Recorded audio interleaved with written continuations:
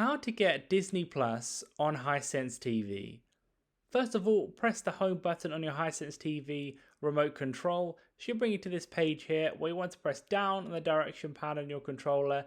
Then you'll see the app section. You can scroll along to the right on that until you get to the more apps section. Click OK on there. If you don't see the Disney Plus app on the home screen, potentially you might need to go to the App Store, click OK on that, then type in Disney Plus if you can't see it, but it should be there or on the home screen back menu where you were before. So click on the Disney Plus app wherever you see it.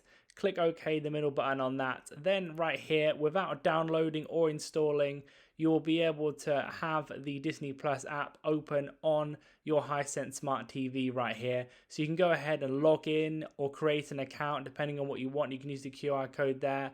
So you can sign up to a new account, log into your existing one, whatever you want to do within here. You can use the Disney Plus app. That's how it's done. Leave a like on the video if it helped, and subscribe for more helpful videos.